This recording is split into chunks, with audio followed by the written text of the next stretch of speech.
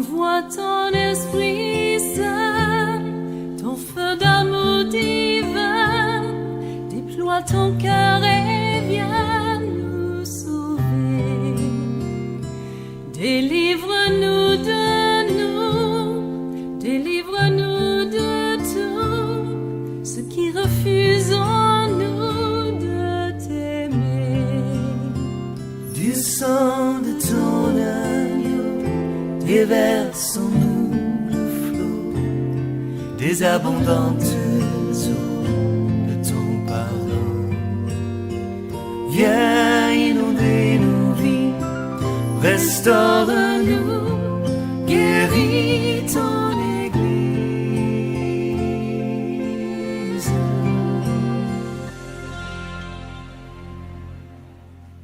Alors bien aimés, je vous salue dans le puissant et précieux nom de notre Seigneur Jésus-Christ de Nazareth. C'est pour moi un plaisir, un grand plaisir de partager avec vous notre ministère.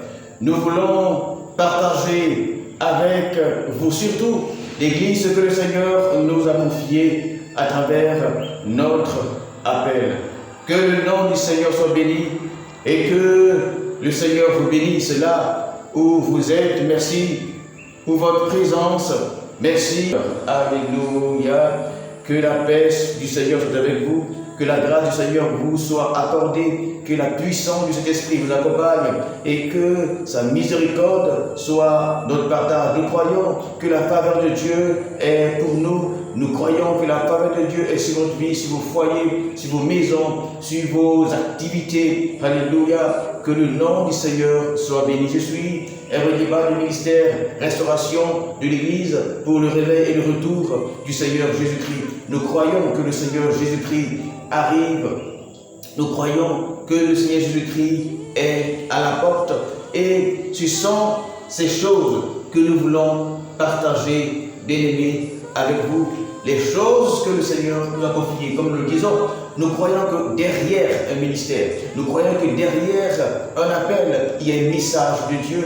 Dieu, n'est-ce pas, appelle quelqu'un afin de lui parler. Et c'est ce que le Seigneur nous a dit, que nous sommes en train de partager avec vous. Nous avons dit que le Seigneur Jésus-Christ avait un sujet de prédilection qu'il prêchait, un sujet particulier qu'il prêchait, et le sujet que le Seigneur aimait prêcher est le sujet du royaume de Dieu. Il a dit en Matthieu 6, verset 33, cherchez premièrement le royaume et sa justice, et toutes les choses vous seront données. Alléluia. Le Seigneur dit, cherchez premièrement le royaume de Dieu et sa justice, et ensuite tout vous sera donné. Le royaume plus sa justice, tout vous sera donné. Alors, nous prêchons également comme le Seigneur sur le royaume. Nous prêchons également comme le Seigneur, n'est-ce pas, sur le royaume de Dieu, parce que le Seigneur est en train de venir. Le Seigneur est en train de venir. Nous avons reçu, n'est-ce pas, le message de la part du Seigneur. C'est vrai qu'il est écrit, mais nous avons reçu un message expressément, n'est-ce pas, du Seigneur. Nous avons reçu la voix du Seigneur. Un ange nous a apparu et il a dit qu'il s'est levé de son trône et qu'il arrive de préparer l'Église au retour du Seigneur Jésus. Et c'est ce que nous voulons faire. Nous voulons parler de l'Église du Seigneur, mais surtout encore plus du royaume de Dieu. Nous avons dit une fois que l'Église, n'est-ce pas, de Dieu est le commencement. L'Église de Dieu est le commencement du royaume sur terre. Je ne dis pas que l'Église de Dieu est le commencement du royaume, mais le royaume a commencé bien longtemps avant que Dieu ait dit au commencement, avant que la Bible n'ait dit au commencement Dieu créa les cieux et la terre, parce que avant que Dieu ne crée les cieux et la terre, il aurait fallu, n'est-ce pas, que Dieu soit quelque part, il aurait fallu que Dieu soit dans un lieu donné afin qu'il y fasse les cieux et la terre. 2 Corinthiens 12, du verset 4 à 6, nous dit que quelqu'un a été enlevé, n'est-ce pas, dans le ciel, jusqu'au 3e ciel où se trouve le paradis de Dieu, au 3e ciel. Mais avant que ce 3e ciel, partant de nous, bien entendu, ne soit créé, Dieu était d'abord quelque part, avant de créer le premier ciel, le 2e ciel et le 3e ciel, bien entendu, partant de celui jusqu'ici. Alors, Dieu, le royaume de Dieu, n'est-ce pas, va commencer dans la réalité de Dieu pour arriver à notre dimension. C'est qu'il faut savoir que le premier ciel à compter de chez Dieu, le 2e et le 3e chez nous, ici, bien entendu. Lorsque nous partons de la terre, Paul pouvait dire sur le 3e ciel. Pourquoi? Parce que lorsque cette personne que nous croyons être Paul est enlevée, il va dépasser le 1er, le 2e, partant bien entendu de la terre. Et donc partant d'ici, nous parlons du premier, notre ciel est donc le premier, le second, bien entendu le 2e. Et le 2e, bien entendu, le second, 2e et le 3e, bien entendu, il est le premier ciel du côté de Dieu, bien entendu, du côté venant de Dieu. Alors, Dieu, dans son royaume, a l'idée de faire, n'est-ce pas, des réalités, et il fait le premier ciel, il fait le 2e ciel, et il fait le 3e ciel.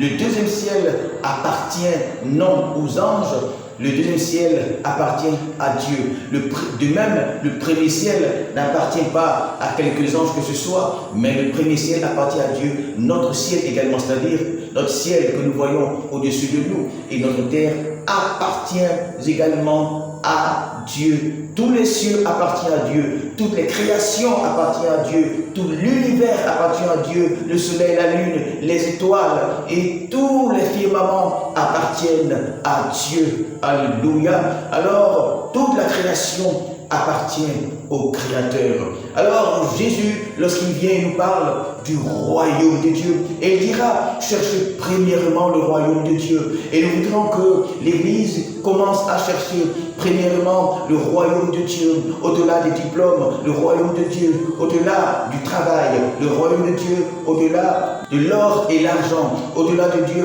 le royaume de Dieu, au-delà du bien-être terrestre. Cherchons le royaume de Dieu, c'est ce que le Seigneur nous a dit. Et il faut savoir que le Seigneur ne parle pas de la nation de Dieu, le Seigneur parle du royaume de Dieu, car le royaume a des spécificités, le royaume a des caractéristiques, le royaume a des particularités.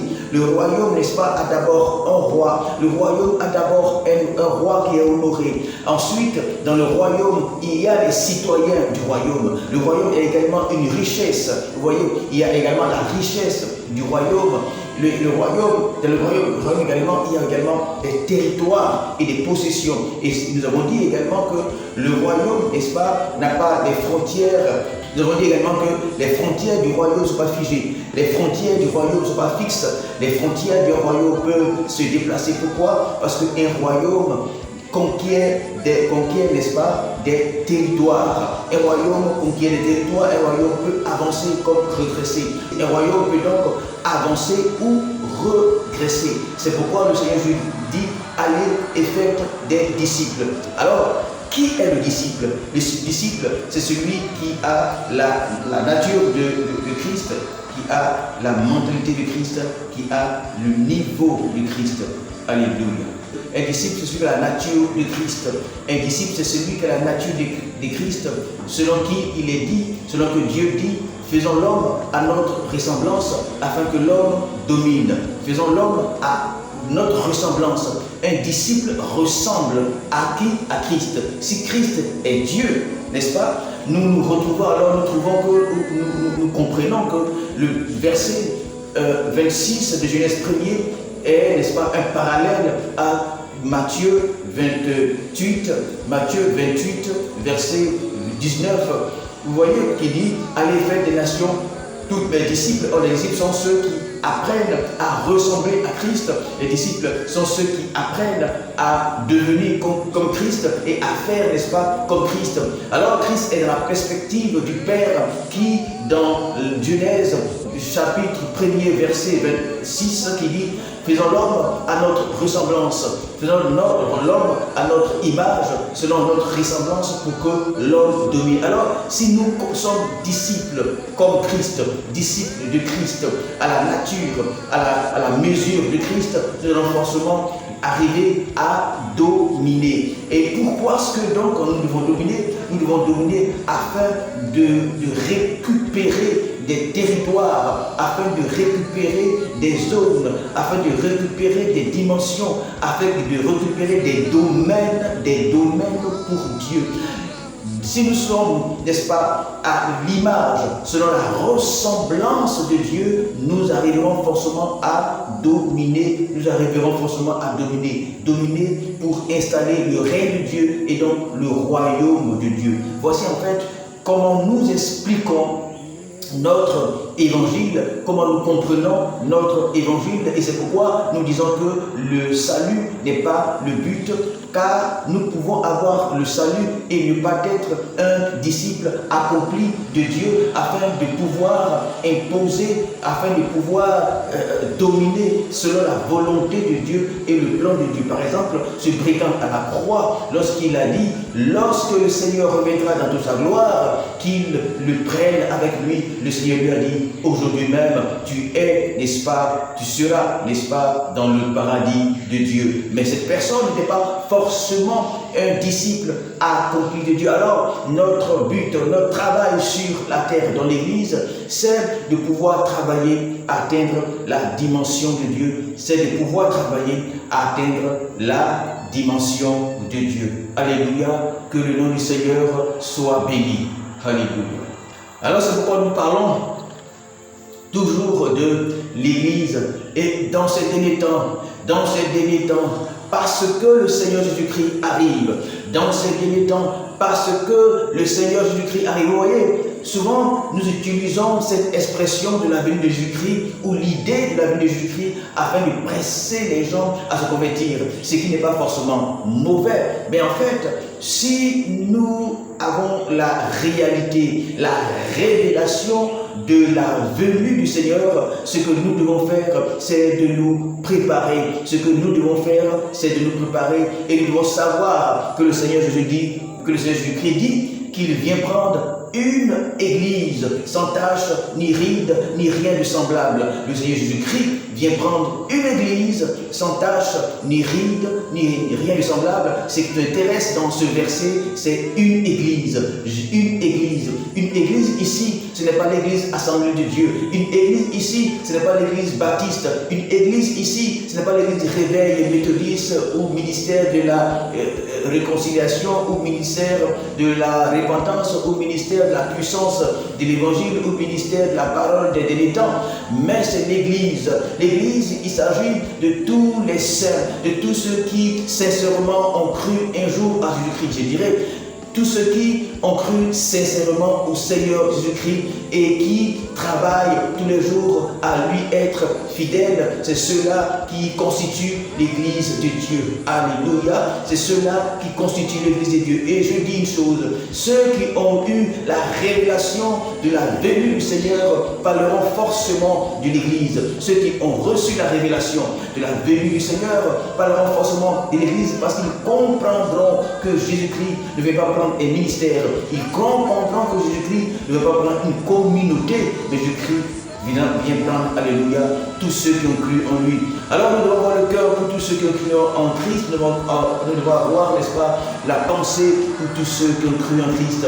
Tous les pasteurs qui travaillent dans les différents ministères, tous les pasteurs qui travaillent dans les églises, nous devons avoir une pensée collective. Vous voyez, nous devons avoir une pensée collective. Le Seigneur Jésus-Christ dit qu'il faut que les sentiments qui sont en Christ Et Paul dit qu'il faut que les sentiments qui sont en Christ puissent être, n'est-ce pas, dans nos cœurs. Nous puissions partager les sentiments qui sont en Christ. En Christ, il cite les sentiments qui sont en Christ. L'amour, n'est-ce pas, il faut que nous ayons le même esprit, la même mentalité, la même vision, les mêmes sentiments, que nous puissions, n'est-ce pas, être un. Comme il convient à des saints, comme il convient à un peuple d'être saint. Et aujourd'hui, comme nous disons, Jésus-Christ est en train de construire son Église afin de nous rassembler dans le même cœur, afin de nous rassembler dans le même cœur, dans les mêmes sentiments, c'est-à-dire l'amour de Dieu, l'amour de Dieu, l'amour de Dieu, l'amour de Dieu. Alléluia. Du sang de ton agneau, déverse en nous les abondantes eaux de ton pain. Viens inonder nos vies, restaure-nous, guéris ton Église.